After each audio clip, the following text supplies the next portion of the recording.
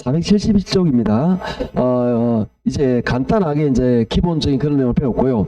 471쪽에 보시면 어떤 말이 나오느냐 하면은 지역 분석, 개별 분석 이런 것들이 나와요. 얘는 미리 어딘지 말씀을 드릴 거예요. 얘는 어떤 걸 발표할 거냐면 요 몇 번 넘겨서 479쪽에 표가 하나 있죠. 479쪽의 표. 요 표를 발표하시면 됩니다. 요 표를 외우시면 돼요. 아시겠죠? 자, 그러면 이 내용 들어가기 전에 앞에 어떤 내용 좀 다시 앞으로 돌아가셔서 가볍게 보도록 합시다. 자, 그 표는 나중에 표시할 거니까요. 우리가 감정평가 할 때 이 부동산에 여러분이 만약에 이 부동산의 가치가 얼마냐라고 평가 의뢰를 합니다. 이걸 우리는 이름을 붙여요. 이걸 감정평가의 대상이 되는 부동산. 그래서 이걸 뭐라고 하냐면은 대상 부동산, R제곱은 부동산의 뜻입니다. 대상 부동산 또는 대상 물건이라고 해요. 물건 이렇게 표현합니다. 그래서 이를 보통 일반적으로 대상 부동산이라고 말을 하는데요. 감정평가의 대상이 되는 부동산 이런 뜻입니다. 이걸 평가할 때 그냥 막 평가하는 게 아니고 우리가 가장 중요한 것들은 뭐냐면은 부동산은 위치가 깡패예요. 그러니까 우리가 똑같은 차이 아파트인데도 서울 강남에 있는 차이 아파트하고 강원도 태백 강원도 태백에 있는 차이 아파트하고는 가치가 굉장히 차이가 나겠죠. 그래서 위치가 어디에 있느냐에 따라 차이가 나기 때문에 주변 시세를 조사해야 돼요. 그걸 우리 뭐라고 말하느냐면은 지역 분석이라고 이야기를 합니다. 그럼 지역 분석에 의해서 이 부동산의 대략적인 가격, 시세 이런 것들을 조사한다 이렇게 보시면 됩니다. 그러면 지역 분석은 뭘 하느냐라는 이야기죠. 이거는 이 지역, 요 지역에 관계되는 이 지역의 표준적 이용을 파악합니다. 이 표준적 이용을 파악해서 이 표준적 이용에 따라서 대략적인 이 지역의 가격 수준을 판정합니다. 이게 지역 분석의 목적이에요. 어떤 느낌이냐면 지역 분석이라는 것은 우리가 이 부동산을 평가할 때 즉 요걸 평가하는 걸 맞지만 이 주변 시세를 무시할 수 없다라는 거죠. 자, 여러분이 이런 1층에는 상가, 2층에는 주택, 이런 겸용주택을 가지고 있습니다. 아셨죠? 이게 1층에는 상업이고 2층에는 주택인 이런 주택이 있어요. 준주 그 지역에 이걸 얼마인지 평가해 보고 싶어요.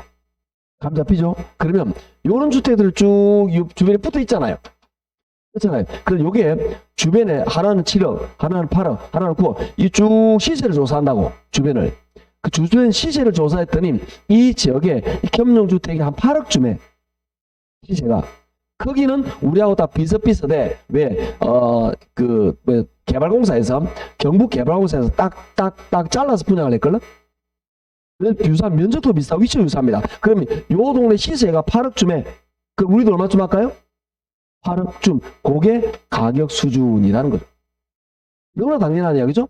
이걸 가격 수준이라고 말합니다. 그리고 표준적 이용이라는 건 뭐냐? 우리 부동산과 주변이 얼마나 어울리느냐? 주변 환경을 분석하는 거죠. 자, 주변에 준주거, 우리도 준주거 굉장히 합리적이다, 그죠? 요러면은 가치가 너무 높게 평가되겠죠. 요런 것들, 주변하고의 어울림, 요런 것들을 파악한다라고 보시면 됩니다. 즉, 지역 분석에서 우리 부동산 시세가 대략 얼마인지를 파악을 합니다. 지역을 분석해서. 그런 다음 뭐냐? 개별 분석이라는 걸 합니다. 이거는 어디에 근거하느냐? 아까 형 이름은 뭐였죠? 이러시면 빨빨 대답을 곤란한데 형 이름은 일지개, 즉 지역요인 개별요인 거기서 나온 거예요. 분석할 때 부동산 가치를 평가할 때 이거 일반 요인도 하지만 지역 개별요인 분석 여기에서 나온 거다라고 보시면 됩니다. 그래서 대략적인 시세를 봤어요. 그러면 이제 개별 분석에서 우리 부동산이 뭘 따지느냐? 제유효 이용을 판정합니다. 우리 부동산 얼마나 잘 지었느냐? 제유효는 뭐냐? 위치가 잘 들어섰느냐? 굉장히 중요합니다. 설계가 좀 잘 됐느냐? 구조가 잘 짜여졌느냐? 이런 것들을 분석한다라는 거죠. 그렇게 해서 적절하게 판단해서 그래서 시세가 8억이지만 우리가 좀 잘 지었어. 구조가 제일 좋아. 그래서 우리는 8억 3천으로 평가하겠어. 이럴 수도 있겠죠. 시세가 8억이지만 우리가 좀 위치가 좀 안 좋아. 좀 안으로 들어왔어. 에이, 그럼 우리가 7억 5천밖에 안 돼. 요렇게 이걸 뭐라고 말하냐? 구체적인 가격이라고 말합니다. 즉, 지역 분석에서 대략적인 가격 수준을, 표준적 이용을, 개별 분석에서 정확한 구체적인 가격을, 그리고 이거에 대한 제휴를 판정하는 이런 것들이다라고 보시면 되는데, 요게 좀 어렵잖아요. 그럼 이렇게 여러분 이해하시면 됩니다. 요 지역 분석은 우리 부동산 외부 환경을 분석합니다. 우리 부동산 외부. 그리고 개별 분석은 우리 부동산 내부 요인을 분석합니다. 즉, 어떤 개념이냐고 이해하시면 되느냐 하면은, 지역 분석은 우리 주변 시세를 분석해요. 이 지역이 어떻게 이용되고 있는지, 우리 부동산과 주변이 어울리는지 이런 걸 분석합니다. 아셨죠? 그 다음에 이 개별 분석은 우리 부동산 요게 얼마나 잘 지어졌는지 요거만 보는 거야. 우리 부동산만 보는 거라. 우리 이런 말은 좀 쑥스럽긴 한데, 저도 드라마 같은 데 보면 남자 주인공이 여자 주인공한테 그런 말 하잖아요. 내 눈에 너만 보여. 한번 해보고 싶은데 못 해봤어요. 집에서 하지 않느냐? 안 합니다. 집에서. 가족끼리 그런 말 하는 거 아닙니다. 여하튼 그 표현, 내 눈에 너만 보여. 이렇게 아시겠나요? 부동산만 보는 거예요. 시세, 주변 보는 게 아니고. 아시겠죠? 그게 개별 분석이다라고 이해하시면 되면서 내부적인 요인이다라는 거죠. 이때 요거까지를 가볍게 좀 정리를 할 건데요. 나머지는 소사의 교재를 보면서 볼게요. 자, 471쪽입니다. 지역 분석의 세 번째 줄을 볼게요. 중간에 그 지역 내 밑줄, 그 지역 내 부동산에 대한 제유효 사용 및 가격 수준을 판정하는 작업을 말한다. 밑줄. 자, 그게 요거죠. 요거죠. 외워야 됩니다. 표준적 사용, 가격 수준. 이게 시험에 잘 나와. 외워야 됩니다. 자, 넘어갈게요. 넘어가도록 합시다. 자, 그러면 쌤, 지역 분석은 어디서 할 수 있는데요? 자, 지역 분석은 세 군데서 가능한데요. 우리 상상을 한번 해볼게요. 어떤 느낌이냐면, 자, 여기 우리 안동이다. 우리가 사는 지역이다 볼게요. 그리고 여기가 우리 동네예요. 우리 동네, 우리 주택은 뭐냐? 아까 제가 겸용주택이라 그랬죠? 요게 얼마인지 평가할 건데, 우리 동네로 겸용주택이 많아. 요렇게 겸용주택이 많아. 우리 동네. 그러면 어떤 느낌이냐? 우리 가하고 주변기 비슷해. 우리 부동산과 주변 이용이 동질적이다라고 말합니다. 그럴 때 요 동네 겸용주택 시세가 8억이야. 우리도 얼마쯤? 8억. 요렇게 지역 분석할 수 있단 말이에요. 요런 걸 우리 뭐라고 말하냐 하면은 인근 지역에서 지역 분석했다라고 말합니다. 인근 지역. 자, 그게 뭐냐? 473쪽에 봅니다. 맨 위에 인근 지역 밑에 적었습니다. 제가 말 안 한 그런 거 안 봐도 됩니다. 인근 지역이란 감정평가의 대상이 된 부동산이 속한 동그라미, 속한 지역으로서 부동산 이용이 동질적이라고 그랬죠? 가층수 요인 중 지역 요인을 공유하는 지역을 말한다. 여기까지 밑줄. 지금 배우는 거는 앞 시간과 마찬가지로 전부 다 감정평가 법규 내용들입니다. 자, 요렇게도 있고요. 한 번 더 넘겨볼게요. 죄송합니다. 한 번 더 넘깁니다. 476쪽으로 합니다. 자, 근데 요럴 수도 있어요. 어떤 거냐?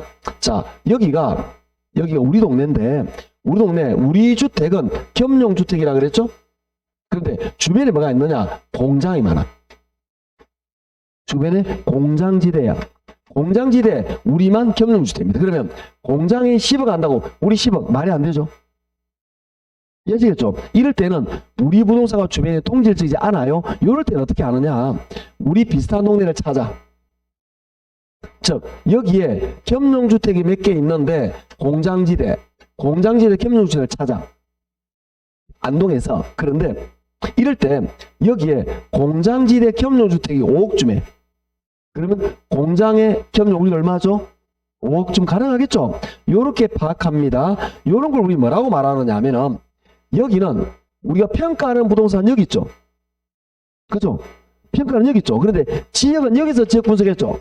요걸 우리 뭐라고 말하느냐 하면은 유사지역이라고 말합니다. 유사지역. 여기에서 해서 이렇게 가져옵니다.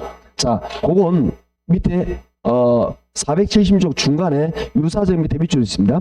유사지역이란 대상 부동산이 속하지 아니하는 동그라미. 속하지 아니하는 지역으로서 유사지역과 인근 지역과 유사한 특성을 갖는 지역을 말한다. 밑줄. 자, 포인트는 이야기했습니다. 인근지역은 대상 부동산에만 속한, 유사는 대상은 여기 있죠. 대상 부동산에 속하지 않는, 쉽게 말해서 너무 동네 가져온 거라. 이해하시겠죠? 너무 동네 지어서 가져옵니다. 선생님, 지금 하는 게 일반적입니까? 이론적으로 이렇게 하지만 실무에서는 이런 사례는 거의 없습니다. 실무에서 거의 없어요. 이론적으로 가능하다라고 보시면 됩니다. 결론, 지역 분석은 두 군데서 가능하네요. 어디? 인근지역과 유사지역. 자, 그런데 인근지역은 뭐냐? 우리 부동산과 주변이 동질적이에요. 비슷해. 그러면 주변 시세가 우리 이렇게 되겠죠? 이때 지역 분석을 인근지역에서 했다라고 말합니다. 그런데 우리 지역에서 마땅한 게 없어. 우리 지역 분석이 곤란해. 그러면 너무 동네 분석에서 가져와. 대상보다 속하지 않는 지역, 유사 지역에서 지역을 가져옵니다. 이 동네 시세가 5억 좀, 우리도 5억 좀 이렇게 한단 말이에요. 이렇게 하는 걸 유사 지역이라고 말을 합니다. 오른쪽에 477쪽입니다. 동일수급권 밑에 적었습니다. 동일수급권이란 대상부동산과 대체 경쟁관계가 성립하고 가치 형성에 서로 영향을 미치는 관계에 있는 다른 부동산에 존재하는 권역을 말하며 인근과 유사를 포함한다. 자, 인근 유사를 포함하는 포괄적인 개념, 이걸 우리 뭐라고 말하냐면 동일수급권이라고 말합니다. 자, 이름에서 동일수급, 수급은 무엇의 줄임말일까요? 수요, 공급의 동일수급권이라는 건 뭐냐? 이거는 여러분이 여기 집을 구해. 집이 없어. 여기 구해도 되겠죠? 여기 동일수급권입니다. 여러분이 안동시청역에 집을 구해. 그것도 집이 하나도 없어. 그러면 여기 구해도 되겠죠? 안동에서 집을 못 구한다고 서울에서 집을 구하는 건 말이 안 되잖아. 그럼 동일수급권이 아니겠죠? 이걸로 동일수급권 내에 있다라고 보시면 됩니다. 자, 이제 좀 넘어가도록 할게요. 이렇게 해서 기본적인 내용을 배웠고요. 이제 넘어가시면 어디 보느냐? 478쪽에 가시면 개별 분석이라는 게 있습니다. 자, 밑줄 긋습니다. 개별 분석 밑에. 개별 분석이란 두 번째 줄에 밑줄 긋습니다. 대상 부동산의 재유효 사용을 판정하고 대상 부동산의 가격을 구체화 개별화시키는 작업을 말한다. 밑줄. 요거죠? 재유효 사용을 판정하고 구체화 개별화시키는 걸 말한다. 이 이야기입니다. 구분하시겠죠? 자, 이제 여러분은 요뿐만 아니라 요 표 자체를 외워야 됩니다. 그게 479쪽에 있는 표인데 요거는 매년 시험에 나오는 거고 암기해 놓으셔야 되는 건데요. 자, 거기 보시면 지역 분석, 개별 분석 나와 있고요. 자, 세 번째 보니까 표준적 사용, 가격 수준 보이시나요? 됐나요? 오른쪽에 재유효 사용, 구체적 가격 보셨나요? 자, 그게 뭘 말하느냐? 그게 요걸 말한단 말이죠. 그러니까 우리 앞에 밑줄 그은 거 요것만 외우면 필요 없는 거라. 요 표를 외워야 돼.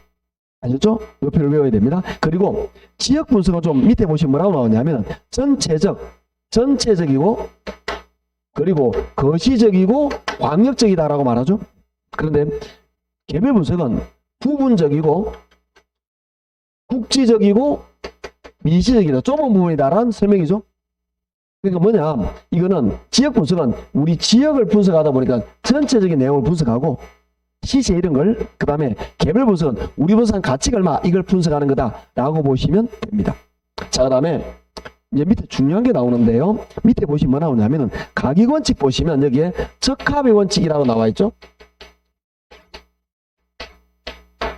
그죠? 그 다음에 개별 분석 보시면 균형의 원칙이라고 나와 있죠. 이렇게 나와 있다. 그죠? 이것도 같이 외워야 되는데 요 이야기는 좀 이따 나오지만 지금 미리 먼저 이야기를 할게요. 나중에는 밑줄만 긋고 넘어갈 겁니다. 자, 우리가 이거 말고 요것도 시험에 잘 나오지만 우리가 또 뭐가 있냐면은 요거는 감정평가 규칙 법규 내용입니다. 그런데 우리가 또 어떤 게 있냐면 가치의 재원칙이라는 게 있어요. 가치를 판정하는 여러 가지 원칙이란 이게 자그마치 13개나 있습니다. 이거는 법규 내용이 아니에요. 법규, 그러니까 감정평가 규칙에 이렇게 해라라고 나와 있는 건 아니에요. 지금까지는 전부 다 법규 내용이라 그랬죠. 감정평가 규칙에 이렇게 해라고 나와 있는데 요거는 이론적인 내용입니다. 그렇지만 감정평가사들은 평가할 때 요 가치, 재원칙, 13개를 전부 다 적용해서 판정합니다. 13개를 다 알아야 되느냐? 몰라도 됩니다. 딱 2개만 알면 됩니다. 그 중에 2개가 뭐냐? 적합과 균형입니다. 자, 먼저 우리는 적합의 원칙에 대한 공부를 해보죠. 그리고 균형의 원칙도 좀 보도록 할까요? 자, 이거는 적합의 원칙과 균형의 원칙, 이 2가지가 이 13개 중에 시험이 제일 잘 나옵니다. 그래서 맛보면 제가 2가지만 나머지 안 해요. 그래서 이 2가지만 넘어갈 겁니다. 적합의 원칙은 뭐냐? 적합해야 된대. 어디에? 주변 환경에. 자, 우리 부동산이 있습니다. 우리 부동산이 이 주위 환경, 인근 환경, 외부 환경에 어울려야 된단 말이에요. 이 어울리면 우리 부동산 가치가 높게 평가되는데, 만약에 어울리지 못하면 우리 부동산 가치가 떨어져요. 주변하고 어울리면서. 자, 어떤 개념이다 보도록 할게요. 우리 부동산이 만약에 이런 거죠. 적합해야 된다. 주변의 환경에 어울려야 되는 겁니다. 이 동네에 술집이 많아. 노래방, 가라오케, 그 다음에 게임장만 많아요. 근데 우리는 주택이야. 어울립니까? 물론 술 먹으면 편하게 그렇게 생각할 수 있겠지만 시끄러워서 잠 못 잔다. 새벽 4시에 예를 들어서 밤 12시, 1시 우리가 고3 애가 오는데 항상 오면 술 취한 아저씨 5명을 만나야 돼. 그리고 우리가 집에 올 수 있어. 그렇게 마시겠나요? 공부할 환경이 안 되잖아. 이거는 우리 부동산과 주변에 어울리지 못하겠죠? 그럼 우리 부동산 집값이 좀 떨어져요. 왜? 주변하고 어울리지 않았어. 그런데 우리가 만약에 우리가 상가 건물 상가야. 예를 들어서 상가인데 술집을 오픈할 수 있는 상가야. 그러면 주변하고 어떠죠? 어울리죠? 적합하죠? 그럼 가치가 높게 평가되겠네? 네, 그런 거예요. 즉, 부동산은 주변하고의 동화예요. 주변과의 관계가 굉장히 중요하잖아요. 부동산은 위치가 깡패잖아. 어떤 위치에 주위에 얼마나 어울리냐. 이게 부동산의 위치와 모든 걸 결정해 주는 것과 마찬가지인데, 이게 주변하고 어울리나 어울리지 않아. 그게 적합이라는 거죠. 즉 뭐냐, 이 적합의 원칙이라는 거는, 적합은 우리 부동산과 외부와의 관계가 적합하냐라는 거죠. 적합하면 가치가 어떻게? 높게. 적합하자면 가치가 낮게. 가치가 낮게는 감가죠. 가치가 낮은 걸, 떨어지는 걸 뭐라 하면 우리 이렇게 말합니다. 경제적 감가라고 이야기를 합니다. 그래서 밑에 여기에다 적으세요. 여기다가 경제적 감가. 나중에 나올 거지만, 그러니까 주변 환경에 어울리지 못해요.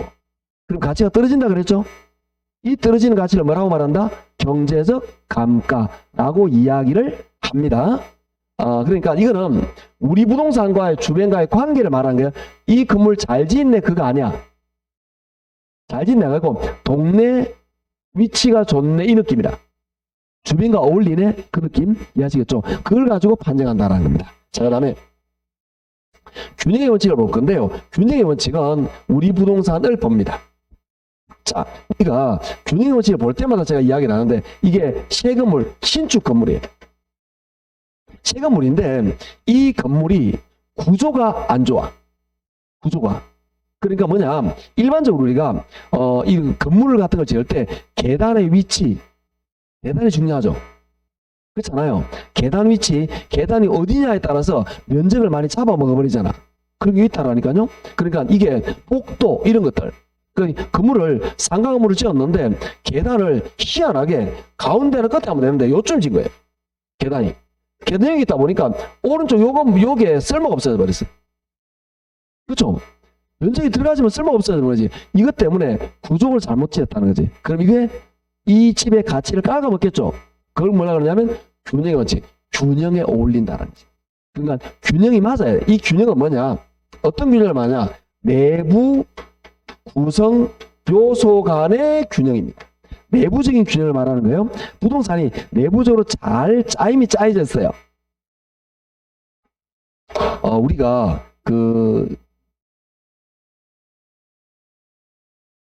식당이라든지 이런 걸 봅니다. 식당 같은 거든 아니면 병원을 봅시다. 병원을 만약에 지었다고 볼 때 병원도 동선이 쫙 이게 물어도 흘러야 되죠. 사람들이 겹치지 않고, 즉 뭐냐면 그 사람들이 진료받고 검사받고 갔다가 딱 이렇게 돌아가게 딱 만들어야 되는 거 아닌가? 나가면서 계산하고 나가게. 그렇지 않을까요? 그 동선이 쭉 이렇게 연결돼서 자연스럽겠죠.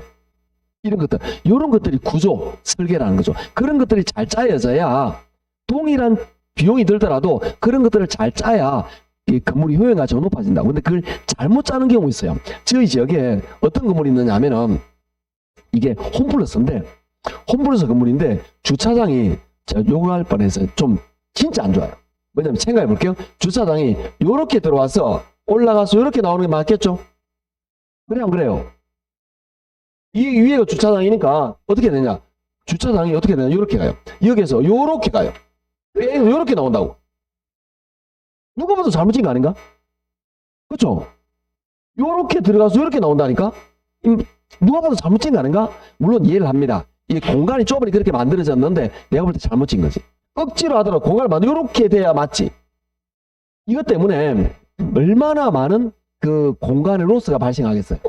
공간의 로스, 공간의 어떤 불합리함 이런 건 요것 때문에 가치가 최소한 몇천만 원 깎아먹는다고. 이런 구조 때문에 이런 것들이 나타날 수 있다. 그 안에서도 백면 돌잖아요.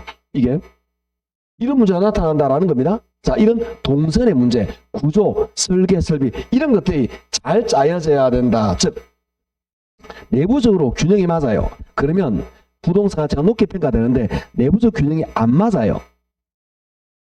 자, 어떤 예를 들시면 되느냐면 우리 내부적 균형이 얼마나 중요하냐면 여자분들 저도 가끔 저희 마님을 모시고 그 아파트 모델하우스 같은 보러 가기도 합니다. 아파트 모델하우스를 보러 가죠. 그러면 아파트 모델하우스를 보면은 아파트 형태가 타입이 하나만 있으면 좋겠는데 A 타입, B 타입, C 타입, D 타입 타입이 다 달라요. 그리고 평수는 같아. 전체 면적이 같고 구조는 같은데 평수는 같은데 구조가 조금씩 달라. 얘는 입구가 여기 있는 거야. 그러다 보면 복도 방향 순서가 다르고 얘는 문이 여기 있는 거야. 느낌 아시겠죠? 이거에 따라서 약간씩 위치가 달라요. 구조가. 그러면 저희 마님께서 꼭 질문합니다. 이런 질문 싫어합니다. 제가 저한테 꼭 물어봐요. 어떤 타입이 제일 좋냐고. 나 그런 거 물어보면 싫어하거든. 그럼 내가 그냥 아무 때나 막 대답해요.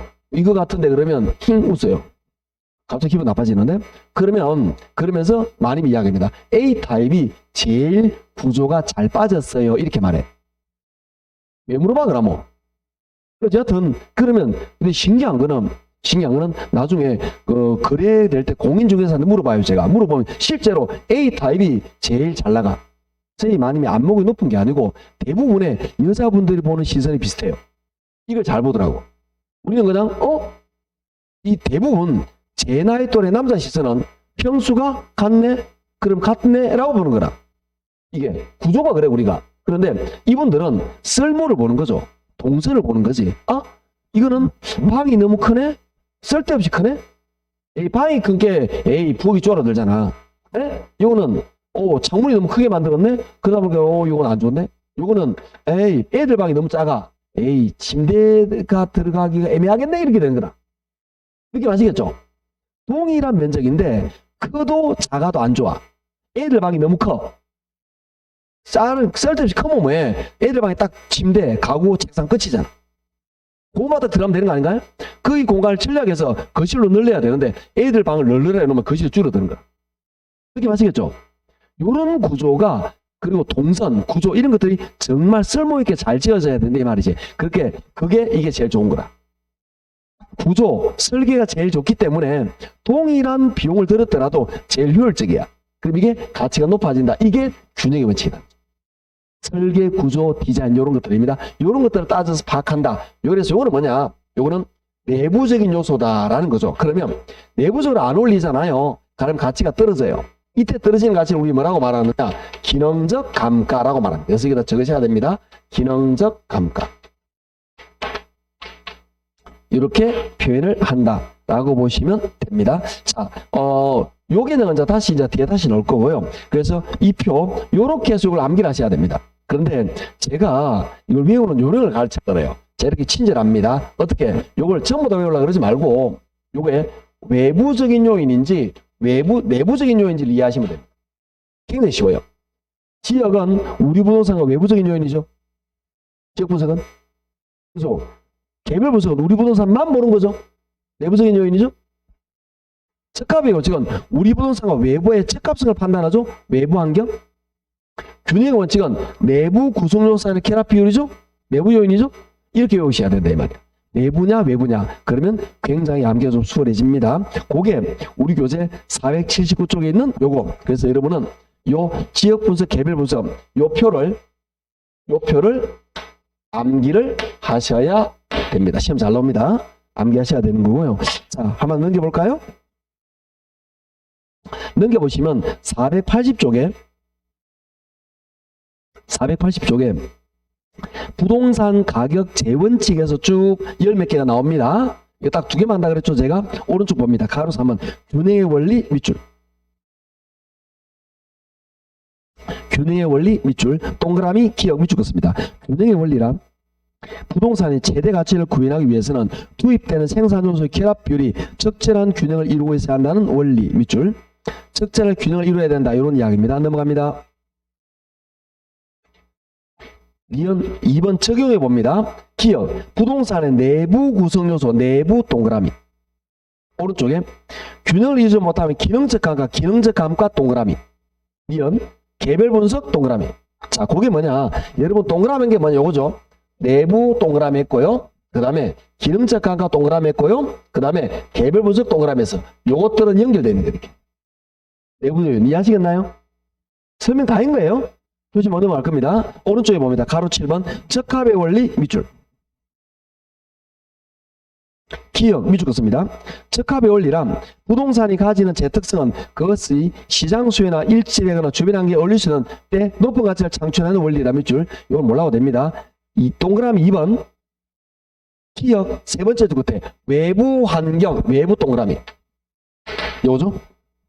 밑에 옵니다. 경제적 감가 동그라미. 그 밑에 지역 분석 동그라미. 이렇게 연결된다라는 겁니다. 그래서 지역 분석, 적합의 원칙, 경제적 감가는 외부 요인이고요.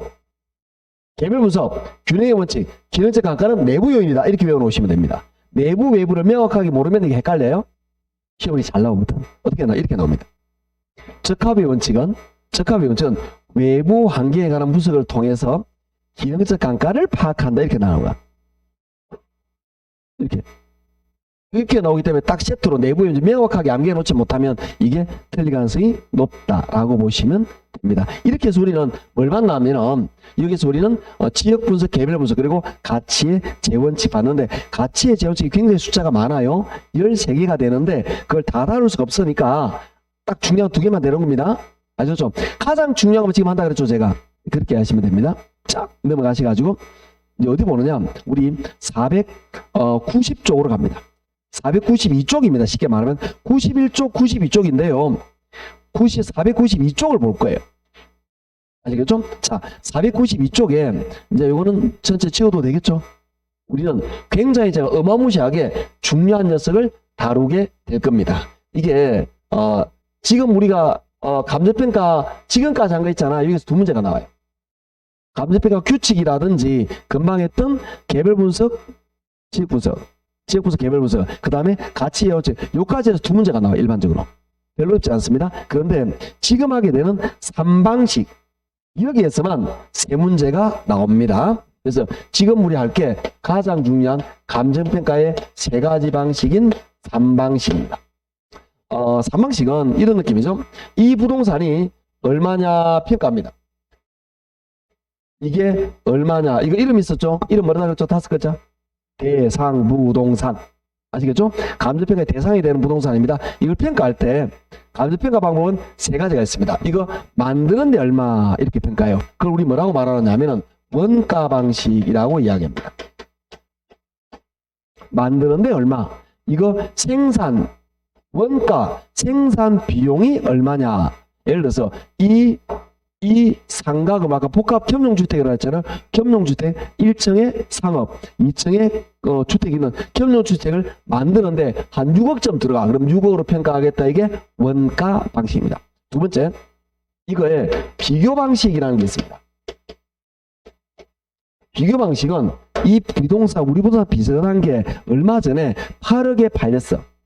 그럼 우리도 8억 좀 하지 않을까요? 비슷하게 요걸 우리 뭐라 그러냐면 비교 방식. 즉 우리보다 비슷한 게 시장에서 팔렸어. 시장에서 팔렸어. 매매됐어. 매매된 가격이 얼마야? 그럼 우리도 얼마쯤 하겠네? 이렇게 바라보는 걸 비교 방식이라고 말합니다. 세 번째, 수익 방식이라는 게 있습니다. 이 부동산이 앞으로 어느 정도 우리에게 수익을 줄 것이다. 이 상가가 수익이 얼마나 될 거다. 그걸 가지고 이걸 판단하는 방법을 수익 방식이라고 말합니다. 자, 이런 느낌이죠. 이거 만드는데 얼마? 그 다음에 비슷한 게 얼마에 팔렸어. 수익이 얼마 좀 나올 것 같아.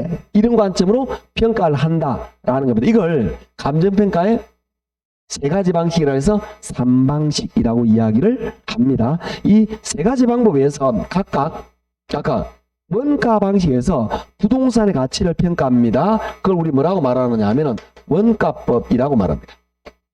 원가 방식에서 임대료를 평가합니다. 그걸 뭐라고 말하느냐? 적산법이라고 말합니다. 따라합니다. 원가법, 적산법. 다시 원가법, 적산법. 명확하게 암기해야 됩니다. 비교 방식에서 부동산의 가치가 얼마나 평가합니다. 그걸 거래, 사례, 비교법이라고 이야기합니다. 비교 방식에서 임대료를 평가합니다. 그걸 임대, 사례, 비교법이라고 이야기를 합니다. 자, 따라할게요. 거래, 사례, 비교법, 임대, 사례, 비교법. 다시 거래, 사례, 비교법, 임대, 사례, 비교법. 한 번 더. 거래, 사례, 비교법, 임대, 사례, 비교법. 외워야 됩니다. 수익 방식에서 부동산의 가치를 평가합니다. 그걸 수익 환원법이라고 이야기해요. 부동산 가치 평가하는 게 수익 환원법입니다. 임대료를 평가합니다. 그걸 수익 분석법이라고 이야기합니다. 자, 따라할게요. 수익 환원법, 수익 분석법. 다시 수익 환원법, 수익 분석법. 자, 그러면 이렇게 암기가 됐고요. 비교 방식에서 토지인 경우에는 공시지가 기준법으로 합니다. 그래서 비교 방식이 세 가지가 돼버려요. 그래서 어떤 책에서는 3방식 6방법이 말하고 어떤 책은 3방식 7방법이라고도 말해요. 아시겠죠? 그래서 이런 방법이 있다라는 이야기인데 여기에서 원가 방식, 원가법에서 부동산의 가치가 나오겠죠. 이걸 우리 뭐라고 말하냐면은 적산가액이라 그럽니다. 그 다음에 적산법에 의하면은 임대료가 나오겠죠. 이걸 뭐라고 말하냐면은 적산임료라고 합니다. 자, 따라할게요. 적산가액, 적산임료. 다시 적산가액, 적산임료. 거래사례 비교법은 부동산의 가치가 나옵니다. 이걸 비준가액이라고 합니다. 물론 가격이라고 하긴 합니다. 수익 임대사례 비교법 하면은 임대료가 나옵니다. 이걸 비준임료라고 합니다. 자, 따라할게요. 비준가액, 비준임료. 다시 비준가액, 비준임료. 수익환원법에 하면 부동산의 가치가 나옵니다. 이걸 수익가액이라고 말합니다. 물론 수익가격이라고 하긴 합니다. 수익분석법 하면 임료가 나옵니다. 요걸 수익임료라고 합니다. 해볼게요. 수익가액, 수익임료. 다시 수익가액, 수익임료. 적을 필요 없는 게 492쪽에 보시면 여기 나와 있습니다. 492쪽에 보시면 3방식에 보면은 원가 방식, 비교 방식, 수익 방식 있고요. 오른쪽에 갑니다. 거기 보시면 6방법 보면은 원가법, 적산법 이렇게 나와 있고요. 그 오른쪽에 적산가액, 비준가액 나와 있죠. 그러니까 교재하고 똑같은 내용을 적어놓은데 이걸 외우셔야 됩니다. 물론 제가 여러분의 도움을 좀 양을 줄여줍니다. 그거는 뭐냐? 이거는 안 할 거예요. 임료는 지금 안 할 거예요. 언젠가는 할 겁니다. 왜? 시험에 잘 안 나오니까. 그래서 주로 하는 거는 요것도 위주로 다룰 건데요. 이 용어들은 대부분 일본식 표현이다 보니까 여러분이 좀 낯선 느낌도 듭니다. 특히 적산이라는 개념이 어려운 게 느껴지는데 적산이라는 개념과 원가라는 개념은 그 유사한 개념입니다. 쌓는다 말이죠.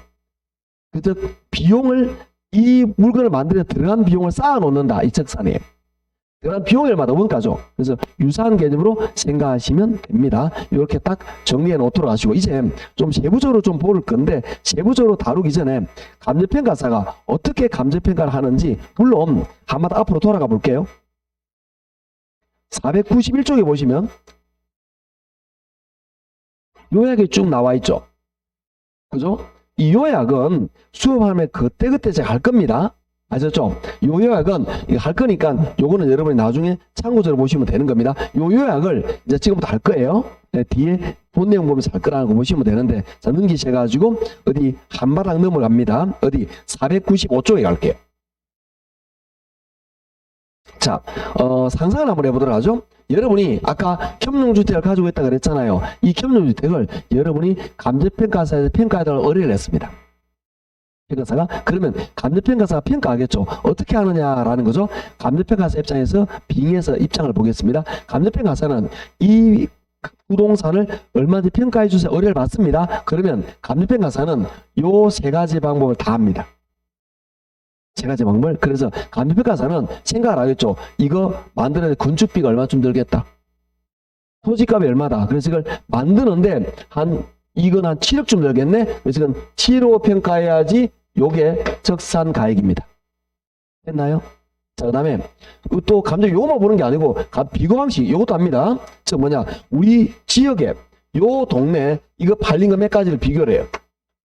이거 비슷한 거 팔린 걸 비교한단 말이에요. 그랬더니 우리 부동산과 비교했더니 우리 이 동네 시세가 팔린 게 8억쯤 돼. 우리도 8억쯤 하겠다. 이렇게 해서 이걸 8억으로 평가합니다. 그 다음에 이 임대 부동산이 있다 보니까 임대로 해서 이렇게 보유하는 동안에 위에는 그러니까 원룸 투룸이니까 세를 주고 주택이니까 밑에는 상가니까 세를 줘서 임대료가 1년에 얼마쯤 들어오겠다. 그걸 이 부동산 30년 있으니까 얼마쯤 임대료 들어오겠네? 계산했더니 수익 방식으로 계산해서 10억이 나왔어요. 즉 뭐냐 적산가액이 7억 비중가액이 8억 수익가액이 10억 나옵니다. 이 말은 감정평가사에게 감정평가 의뢰를 하면은 요 세 가지 방법으로 다 평가합니다. 자, 그 다음에 이런 가격 적산가액 7억 비중가액 8억 수익가액 10억 요걸 우리는 뭐라고 말하냐 시산가액이라고 합니다. 그리고 감정평가사 이걸 조정하는 작업을 합니다. 조정하면 일반적으로 어떻게 하느냐 일반적으로 가중평균하는 방식을 많이 하는데요. 자, 이 건물이 만약에 건물이 원가 방식이란 말이에요. 그러면 원가 방식의 비율을 60%로 줍니다. 예를 들어서 그 다음에 비교 방식은 20% 주고요. 수익 방식을 20% 줍니다. 이렇게 해서 한번 계산해 봅시다. 우리 7억에 60% 6, 7, 4억 2천이죠. 그 다음에 8억에 20%하면 1억 6천이죠. 10억에 20%하면 2억이죠. 그럼 다 더하면 얼마가 나오느냐 하면 5, 4억, 6억, 7억 8천 되겠죠. 이게 최종평가액입니다. 그러면 감정평가사는 이렇게 합니다. 이 방법을 어떻게 해서 이렇게 나왔다. 이 방법 어떻게 해서 어떻게 나왔다. 이거 하니까 어떻게 나왔다. 그래서 이거는 원가 방식이니까 얘를 가지고 60% 주고 이렇게 줘서 가중평가 최종 이거는 7억 8천을 평가됩니다. 도장 꽝 이렇게 된 거예요. 이렇게 해서 감정평가 보고서가 만들어지는 겁니다. 그러면 결국 여기서 원가 방식이나 비교 방식이나 수입 방식에 나오는 요것들을 우리 뭐라 하냐 시산가액이라고 말합니다. 시험적으로 산출한 가액 이런 뜻이 되겠죠. 최종평가액이 아니고 중간 과정입니다. 이걸 최종 가중평균에서 최종평가를 구한다. 그게 우리 교재 어디 나오냐 495쪽에 봅니다. 495쪽에 494, 495는 지금 말한 요거에 관한 설명이 나옵니다. 자, 거기 보시면 495쪽에 그 시산가액의 조정 보이시죠? 동그라미로 묶어줬습니다. 시산가액 조정이란 감정평가 각 방식으로 조계에 도출된 시산가액을 요거를 상호 관련시켜 재검토함으로써 목적 부동산의 시장가치 등의 감정평가 결론을 도출하는 작업이다. 조정 방법 뭐냐? 자, 가로 이번에 동그라미 1번 보면 맨 마지막에 가중평균이란 말이 보이시죠? 보셨나요? 지금 내가 가중평균한 거예요. 내가. 아시겠죠? 그러면 우리는 뭔 감을 잡으셔야 되느냐. 감정평가는 이런 방식으로 이루어지는구나 라는 걸 이해하시면 되는 거예요. 자, 감이 잡히나요? 감정평가는 이런 방법으로 이루어집니다. 됐죠? 자, 이제 지울 거예요. 자, 이제 본격적으로 우리는 어떤 걸 볼 거냐라는 거죠. 본격적으로 이제 본 내용은 뭐냐? 굉장히 간단합니다. 그럼 세부적인 본 내용을 들어가게 될 건데요. 그 내용이 한 바닥 넘어갑니다. 497쪽으로 합니다. 자, 이제 우리는 뭘 배우냐? 이제 이걸 배울 거예요. 원가법 하는 거. 원가법이 뭐냐 대체? 이걸 배우시게 될 거다라는 거죠. 그래서 지금 공부할 게 뭐냐? 원가법이 뭐냐? 이걸 배울 건데, 자, 원가법에 대해서는, 자, 아까 만드는데 얼마 그랬죠? 자, 예를 들어 드릴게요. 예를 들어서, 이 부동산이 얼마인지 감정평가할 겁니다. 이걸 우리 감정평가의 대상이 되는 부동산이라고 이야기했죠? 그죠? 그럼 요거 만드는데 얼마 할 때는 요거하고 똑같은 걸 새로 만들어요. 이걸 제가 그대로 적을게요. 새로 만듦. 새로 만드는데 10억이 들어간대. 자, 여러분 아까 겸용주택을 가지고 있다라고 이야기했죠? 이 겸용주택 얼마 평가할 때 감정평가사는 이걸 새로 만드는 비용을 계산해. 그런데 우리 겸용주택은 지은 지 5년 된 거예요. 지은 지 5년인데 이걸 새로 만드는 비용을 계산할 때 10억이에요. 근데 이거는 몇 년 지났죠? 5년 지났으면 건물이 5년만큼 값이 줄었겠죠? 그거 줄인 거 계산합니다. 즉 5년만큼 가치가 준 거, 그걸 우리 뭐라 그러냐면은 감가수정이라고 합니다. 감가수정 예를 들어서 한 3억 정도 됐어. 5년 동안에. 빼면은 이걸 얼마로 평가할까요? 7억. 이렇게 해서 아까 7억이 나왔던 거예요. 이렇게 마시겠나요? 이렇게 합니다. 자, 그러면 이 원가법이라는 거는 이런 방법으로 계산이 된다라는 거죠. 즉 이걸 새로 만드는, 우리가 새 걸로 만드는 비용을 계산합니다. 기계도 마찬가지입니다. 기계도 이 중고기계 얼마 평가할 때는 새로 만드는 기계 새 걸로 계산해. 그 다음에 이게 5년 지나서 5년 동안 가치가 줄었겠죠? 그걸 빼. 그럼 이게 얼마인지 나오겠죠? 이런 방법으로 계산한다라는 이야기입니다. 이때 용어를 좀 이름을 붙이는 거죠. 그건 뭐냐? 새로 만들면 이렇게 할 수는 없잖아. 그죠? 그래서 요 용어를 좀 이름을 붙입니다. 뭐라고 붙이냐 하면은 재조달 원가라고 이름을 붙입니다. 자, 따라합니다. 재조달 원가. 즉 이름에서 답이 있죠. 재조달, 새로 만들 때 원가 들어간 돈. 이게 재조달 원가 한자겠죠. 우리나라 말로 하면은 새로 만들 때 들어간 총 금액 이 말이겠죠. 그걸 5글자로 재조달 원가라고 말합니다. 자, 이게 아까 10억이었죠. 그런데 이게 5년 동안 쓰면서 가치 준 게 3억이랬죠. 이걸 감가수정이라고 합니다. 그러면 이게 얼마 나오겠죠? 아시겠나요? 이렇게 하는 방법이 원가법입니다. 원가법은 이 부동산의 재조달 원가를 감가수정하여 대상 부동산의 가액을 산정한다? 네, 그렇게 돼요. 이렇게 나오는데 이때 이 대상 부동산 가액을 뭐라고 말하죠? 적산가액이라 합니다. 자, 그럼 법규 내용을 볼게요. 497쪽에 자, 거기 중간에 원가 방식 보이죠? 이렇게 원가법 밑에 적었습니다. 원가법이란 대상 물건의 재조달 원가에 감가수정을 하여 대상 물건의 가액을 산정하는 평가 방법을 말한다. 자, 말 그대로죠. 대상 부동산의 재조달 원가를 감가수정하여 대상 부동산의 가액을 산정한다. 이 또한 이 방법으로 구한 시장가액을 뭐라 그런다? 이걸 적산가액이라 한다. 이런 이야기입니다. 자, 그러면 이거는 이게 지금 여러분이 공부한 게 뭐냐? 지금 밑줄 그은 게 감정평가 법규 내용이에요. 규칙. 그러면 감정평가 법규 내용을 적용하고 이론도 이렇고 계산도 이렇게 하는 거야. 즉 원가법은 요게 다 배웠어. 요거예요. 끝. 좀 세부적으로 이제 들어가면 됩니다. 끝.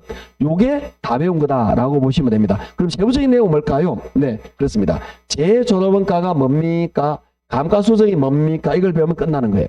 세부적으로. 그래서 밑에 봅니다. 재조달 원가.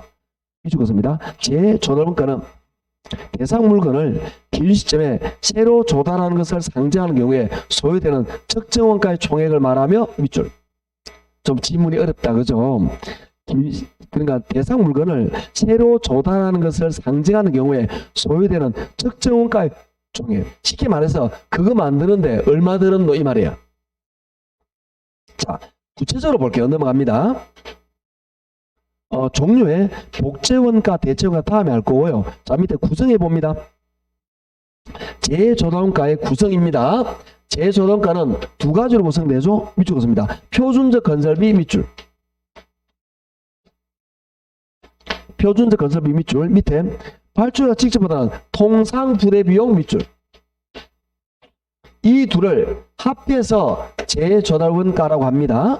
자, 표를 보니까 표준적 건설비는 다시 세 가지로 나누죠. 오른쪽에 봅니다. 직접 공사비, 그다음 또 뭐 있죠? 간접 공사비, 그다음 뭐가 있죠? 수급인의 이윤. 통상 부대 비용 봅니다. 통상 부대 비용 보면은 이자, 세금, 그다음에 뭐 도급인 부담 또는 공과금, 등기 비용 이런 것들입니다. 선생님 좀 이해가 안 되는데요. 재조달원가 너무 많이 구한 거 아닙니까? 자, 재조달원가는 여러분이 생각할 때는 그냥 제가 쉽게 만드는 데 들어간 돈이라고 말했지만 실제적으로는 우리가 건물이면 건물을 사용하기 전까지 들어간 모든 돈이에요.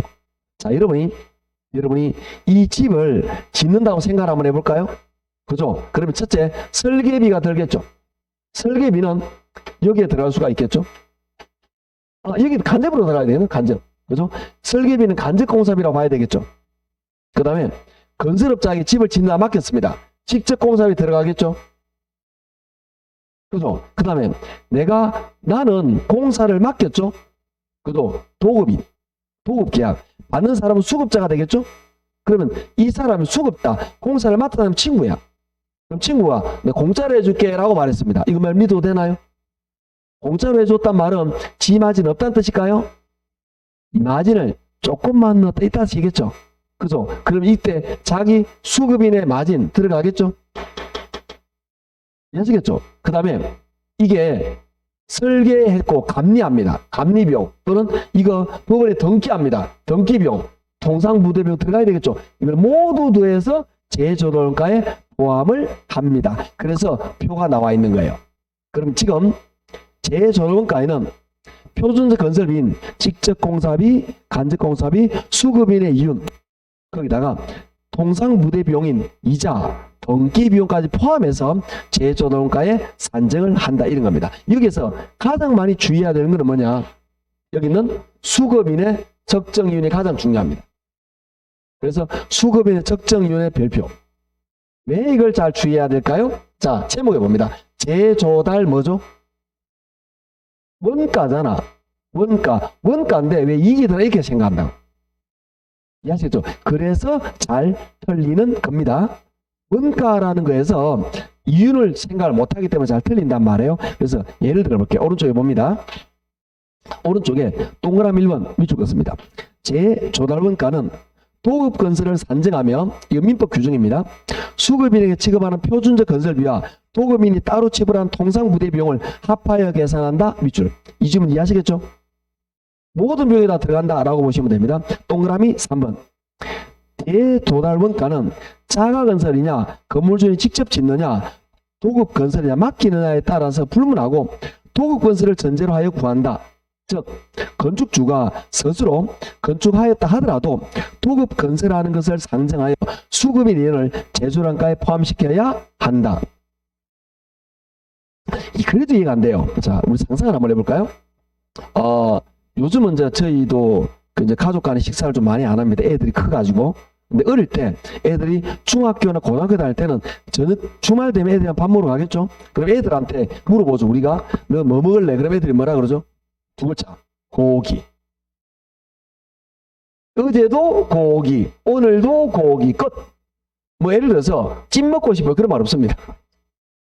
아이들은 어릴 때는 중고등학교 때는 거의 고기가 땡기는 거예요. 항상 고기예요. 그러면 할 수 없잖아. 우리는 다른 걸 먹고 싶긴 해요. 뭐 회로 가고 싶기도 하고 뭐 낙지를 먹고 싶기도 해요. 쭈꾸미 뭐 생각도 나기도 해요. 우리는 그렇지만 고기 끝났잖아. 애들 따라가겠죠? 고깃집에 갑니다. 자, 고기를 시켜 놓으면 고기 준비하는 시간이 걸린단 말이에요. 그러면 대부분 뭘 주느냐 하면 계란탕이나 아니면 뭐 이런 걸 어묵탕 이런 걸 줘요. 보통 계란탕을 잘 줍니다. 계란탕이 뭐냐, 양이 조금네. 그러면 우리가 배고파서 갔잖아. 그러면 계란탕을 확 먹어버리죠. 인구가 4인 가족이잖아. 이거 한 숟가락씩 먹으면 없어져 버립니다. 그러면 이 계란탕 하나 추가해 주세요라고 합니다. 그러면 추가할 때는 별도 요금이 있죠. 일반적으로 처음에 서비스잖아. 고기도 먹으러 가보고 그래야 이해가 될 건데, 그래서 계란탕 추가하면 별도로 3,000원 추가를 합니다. 그러면 우리 마님이 꼭 한마디 합니다. 그냥 달걀에다가 비비져 가지고 물 부어가지고 소금 부어서 하면 되는 3,000원에 받는다고 지가 해주든지. 죄송합니다. 욱해서 이때 우리 마님이 말하는 달걀 2개 비비져서, 이거는 직접적인 공사비를 말하는 거야. 우리는 여기다가 간접 공사비, 그러면 달걀만 비비져도 되나요? 그 가스 없어도 되나? 가스 왜 안 들어가? 들어가겠죠. 지가 하면 그 맛이 나오냐고. 지가 하면 백날에도 그 말 안 나옵니다. 이 사장님의 그 시간에 대한 노하우가 있어. 불 세기, 시간 조절, 뭐 적절한 게 있다. 이거야 그 맛이 나와. 지가 하면 그 맛 안 나온다. 달걀은 들어가고 소금은 들어갔지만 그 맛이 뭔가 안 나와. 사장님의 노력. 그 다음에 이 사장님은 세금 안 내냐고. 계란탕에 다 들어가 있는 거예요. 왜 그걸 달걀값만 생각하냐고. 그래서 여러분이 지금은 공사비만 생각하면 안 된다 이 말이에요.